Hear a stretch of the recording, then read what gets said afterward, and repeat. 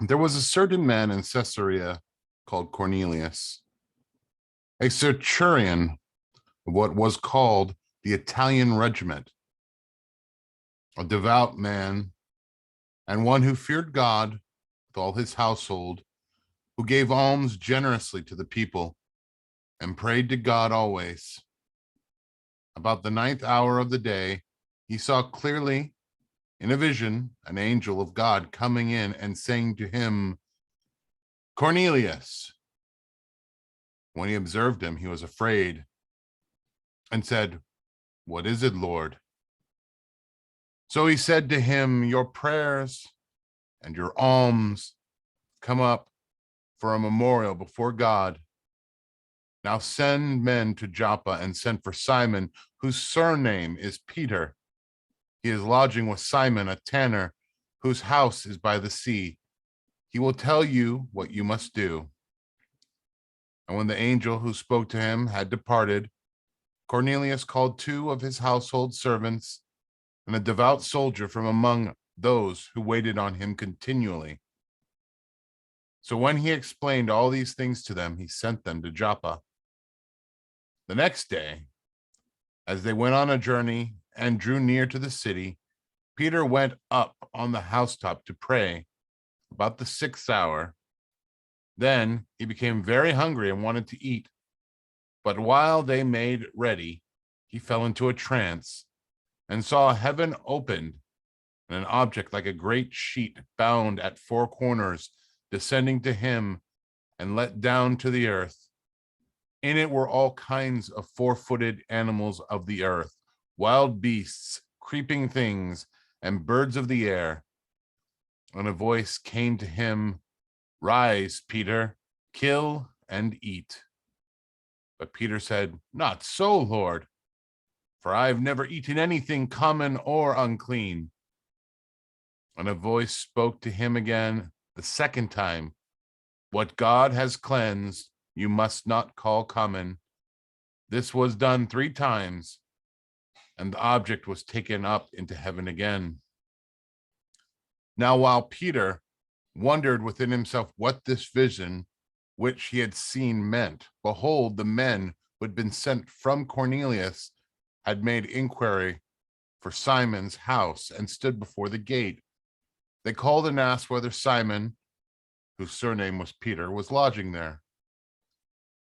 While Peter thought about the vision, the Spirit said to him, Behold, 3 men are seeking you. Arise, therefore, go down and go to them, doubting nothing, for I have sent them. Then Peter went down to the men who had been sent to him from Cornelius and said, Yes, I am he whom you ask. For what reason have you come? They said, Cornelius, the centurion, a just man who fears God and has a good reputation among all the nations of the Jews, was divinely instructed by a holy angel to summon you to his house and to hear words from you. Then he invited them in and lodged them.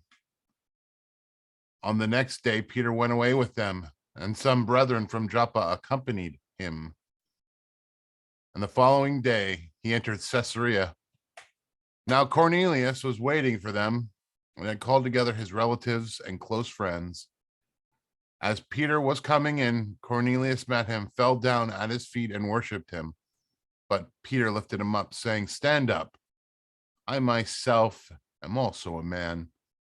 And as he talked with him, he went in and found many who had come together. Then he said to them, You know how unlawful it is for a Jewish man to keep company with or go to another of another nations. But God has shown me that I should not call any man common or unclean. Therefore, I came without objection as soon as I was sent for. I asked then, For what reason have you sent for me? So Cornelius said, 4 days ago I was fasting until this hour. And at the 9th hour I prayed in my house, and behold, a man stood before me in bright clothing and said, Cornelius, your prayers have been heard, and your alms are remembered in the sight of God. Send therefore to Joppa and call Simon here, whose surname is Peter. He is lodging in the house of Simon, a tanner by the sea. When he comes, he will speak to you. So I sent to you immediately, have done well, and you have done well to come. Now, therefore, we are all present before God to hear all the things commanded you by God.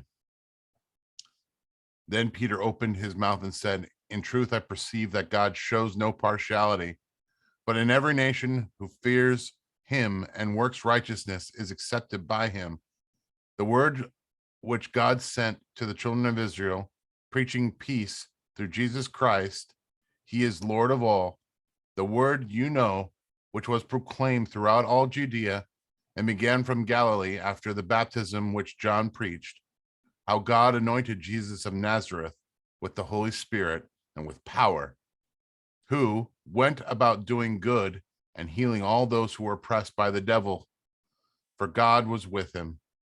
And we are witnesses of all things which he did both in the land of the Jews and in Jerusalem, whom they killed by hanging on a tree. Him God raised up on the third day and showed him openly, not to all the people, but to the witnesses chosen before by God, even to us who ate and drank with him after he arose from the dead. And he commanded us to preach to the people and to testify that it is he who ordained by God to be judge of the living and the dead. To him all the prophets witness that through his name, whoever believes in him will receive remission of sins. While Peter was speaking these words, the Holy Spirit fell upon all those who heard the word, and those of the circumcision who believed were astonished, as many as came with Peter, because of the gifts of the Holy Spirit had been poured out on the Gentiles also. For they heard them speak with tongues and magnify God. Then Peter answered, can anyone forbid water that these should not be baptized who have received the Holy Spirit just as we have? And he commanded them to be baptized in the name of the Lord. Then they asked him to stay a few days.